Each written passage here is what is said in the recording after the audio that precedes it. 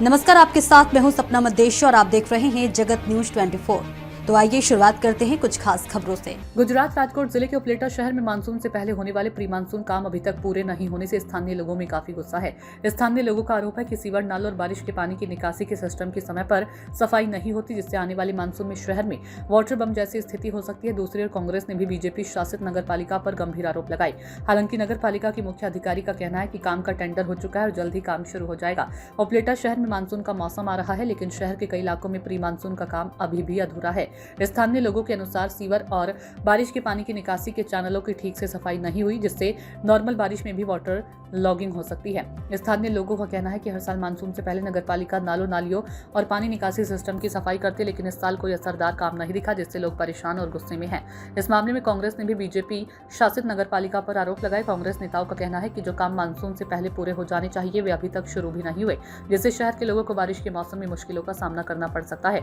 दूसरी ओर उपलेटा नगरपालिका के चीफ ऑफिसर ने आरोपों के बारे में कहा कि शहर में सड़कों के गड्ढे भरने का काम चल रहा है। इसके अलावा प्री मानसून काम के लिए एक प्राइवेट एजेंसी को अभी टेंडर पर अलॉट कर दिया गया और आने वाले दिनों में काम शुरू हो जाएगा। खत्म अभी लोकल रोग और विपक्ष भी प्री मानसून काम में देरी का आरोप लगा रहे हैं, इसलिए देखना होगा कि म्यूनिसिपैलिटी मानसून से पहले कितनी जल्दी काम पूरा करती है और लोगों को बारिश के पानी की बाढ़ की समस्या से कितनी राहत मिलती है। गुजरात राजकोट उपलेटा से सरफराज कौडी की रिपोर्ट। મારું નામ ખીમાભાઈ રબારી, ગામ ઉપલેટા। હું ઉપલેટાનો રહેવાસી છું। આજ રોજ જે આપણે ઊભા છીએ મોજ નદી, અમારો જીવદોરી સમય મોજ નદી છે અને અત્યારે જે પ્રી મોન્સૂન કામગીરી થવી જોઈએ આ નગરપાલિકા દ્વારા, પરંતુ હજી સુધી કોઈ નગરપાલિકા દ્વારા ધ્યાન દોરવામાં આવતું નથી। કારણ કે હવે ચોમાસું નજીક આવી રહ્યું છે અને જે સાફ સફાઈ કરવી જોઈએ એ હજી થયેલ નથી।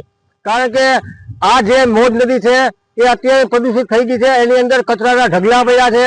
બીજા નંબરમાં કે પાણીનો જે પ્રવાહ જતો હોય અને પ્રવાહને રોકતા જે બાવળિયા છે, ઝાખરા છે, આ નગરપાલિકા દ્વારા સાફ સફાઈ કરવી જોઈએ। પરંતુ નગરપાલિકાને અનેક વખત રજૂઆત કરવા છતાં નગરપાલિકામાં કોઈ જાતનો જવાબદારી આપતા નથી અને જે કોન્ટ્રાક્ટરો આપેલા છે એ કોન્ટ્રાક્ટરો આમાં કઈ ધ્યાન આપતા નથી। જે આપણે જે નગરપાલિકાનો જે ઉભા છે તે અમારો મોજ નદીનો પુલ છે એને સાફ સફાઈ કરવાની જરૂર છે। કારણ કે મોટા મોટા ઝાડ થઈ ગયા છે, આ ડેમેજ થઈ ગયો છે પુલ એમ કે છે, પરંતુ થયો નથી। પરંતુ હવે જાજા સમયમાં આ પુલ એમ ફાટી જાય, કારણ કે આના મૂળિયા મોટા હોય ઝાડના અને આને સાફ સફાઈ કરવી જોઈએ। અને બીજા નંબરમાં ગામના જે રોડ રસ્તાઓ છે એને પણ રિપેર કરો। ચોમાસું ને હવે 10 દિવસ જ બાકી છે અને તાત્કાલિક જે ગામની અંદર જે પાણીનો નિકાલ થવો જોઈએ એ પણ નથી થયો। હાથીદરિયા રોડ ઉપર આપણે જતા જે હોકળો છે એને પણ સાફ સફાઈ કરવાની જરૂર છે। કારણ કે દ્વારકાધીશ સોસાયટી છે એ કમસે કમ 10,000 ની વસ્તી ધરાવતો એરિયો છે, એની અંદર જે ઝાડઝડી થઈ ગયા છે આ હોકળાની અંદર, એમાં પણ સાફ સફાઈ કરતા નથી।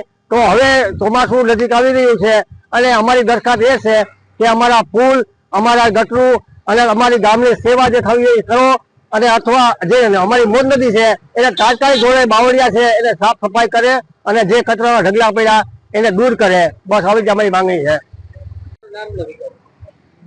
મારું નામ તારાભાઈ બારિયા। તારાભાઈ, આજે જે ઉપલેટા નગરપાલિકા દ્વારા જે પ્રી મોન્સૂનની કામગીરી કરવામાં નથી આવી, શું છે? પ્રી મોન્સૂનની કામગીરી કરવામાં નથી આવી એ નગરપાલિકાના બધા જે હોદ્દેદારો છે એની મોટી બધી જવાબદારી છે। એની અંદર એની કમિટી છે એની મોટી બધી જવાબદારી છે। અત્યારે જે મોજ નદીના પુલ ઉપર અમે જે હું અત્યારે જોઈ રહ્યો છું તો જે ગોંડલ બાપુનો જે પુલ વ્યવસ્થિત રીતે બનાવેલો છે એ પુલની અંદર પડખે ઝાડી બિછાવી દીધી છે। પડખે મોટા મોટા ઝાડવા થઈ ગયા છે, પુલને ભયંકર નુકસાની કરી છે। સરકાર અબજો રૂપિયા ખર્ચે તો હવે પુલ થઈ શકે નથી। ખાલી ઝાડવા કાપવા બાબતથી આ જે મુનસબ છે કે નગરપાલિકાને જે કામગીરી કરવાની જરૂરી છે એ કરતી નથી અને જે પૈસાનું પેમેન્ટ આવે છે એ ખીચામાં પણ હોમાઈ જાય છે, બધું ખીચામાં લઈ લે છે। જે આ પ્રી મોન્સૂનની કામગીરી નથી થઈ અને તેને લઈને નીચાણવાળા વિસ્તારોમાં પાણી ભરાવાના નીચાના પ્રશ્ન એ છે કે જ્યાં ત્યાં કચરા બધા નાખી દીધા છે। અમુક ઝાડ બધા ગાંડા બાવરના ઝાખરા બધા ઉભા થઈ પડ્યા છે, સફાઈ પૂરી થતી નથી અને એ હિસાબે પાણી ભરાય છે અને જે નબળા પાત્રમાં જે વર્ગના જે માણસો છે એનું ઘર નીચાણમાં હોય તો એના ઘરની અંદર આ જે વરસાદને હવે તૈયારીમાં છે, વરસાદ થાય તો આના ઘરની બધી બરબાદી થાય। એટલે માટે અમે એ જે આ લોકોને જે કામગીરી કરવાની છે એ વહેલી તકે જે કામગીરી કરે અને આ બધી સફાઈ વ્યવસ્થિત રીતે થાય એ બાબતનું અમારું મોટું જો નહીં થાય તો એના માટે અમે આગળ વધવા માટે પણ અમારી તૈયારી છે. ઉપલેટા નગરપાલિકા દ્વારા જે વરસાદની સિઝન ચાલુ થવાની છે એ પૂર્વે અંડરગ્રાઉન્ડ ડ્રેનેજના જે જગ્યાએ કામગીરી થાય છે ત્યાં જ્યાં રસ્તા ખોદાયેલા છે ત્યાં અત્યારે યુદ્ધના ધોરણે આપણે પેચવર્ક કરવાની સૂચના આપવામાં આવેલ છે. આ ઉપરાંત જે વિસ્તારમાં પેચવર્કની કામગીરી બાકી છે એવા પેચવર્કમાંથી રજૂઆત આવે છે તો એ અંગેની જાણોતરીની કચેરી દ્વારા જીવડીસીને કરી અને આ તમામ વિસ્તારોમાં પેચવર્ક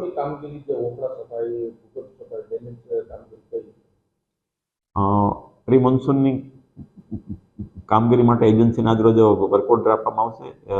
ત્યારબાદ એજન્સી દ્વારા ઉપલેટા શહેરના જે વિવિધ વોકળા છે એની સાફ સફાઈ કરવામાં આવશે.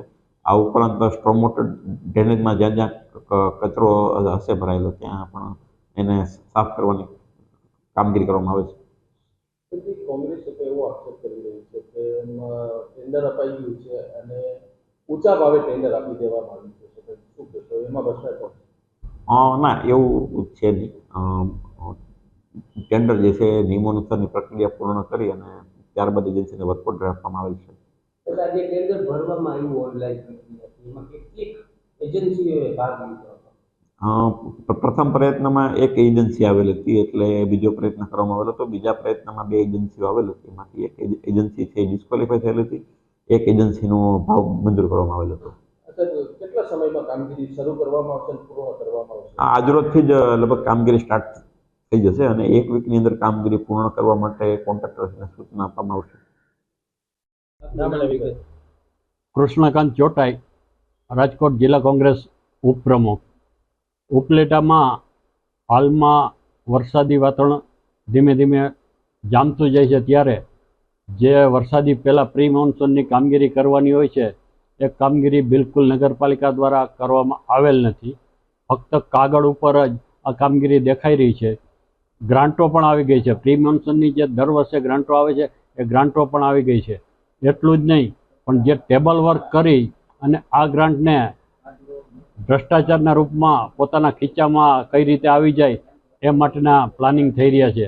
વિશ્વાસપાત્ર વર્તુળોમાંથી જાણવા મળ્યા મુજબ પ્રી મોન્સૂન કામગીરી માટે જે જેસીબી ભાડે રાખવામાં આવેલ છે એ 4200 ઉપરાંતની કિંમત 1 કલાકના લેખે ભાડે રાખવામાં આવેલ છે. જ્યારે હકીકતમાં 900 થી 950 રૂપિયામાં ઉપલેટામાં ગમે એવું જેસીબી જોઈએ તો મળી જાય છે. જ્યારે નગરપાલિકાએ 4200 ઉપરાંત પૈસા આપી અને ભાડે રાખ્યું છે.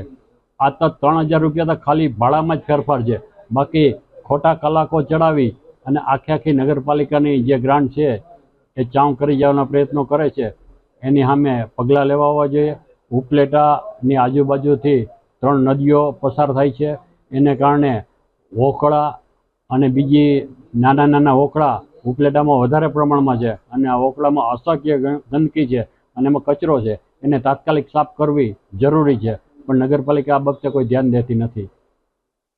ऐसे ही अपडेट्स के लिए देखते रहें जगत न्यूज 24 और हाँ, हमारे चैनल को लाइक, शेयर और सब्सक्राइब करना बिल्कुल ना भूलें।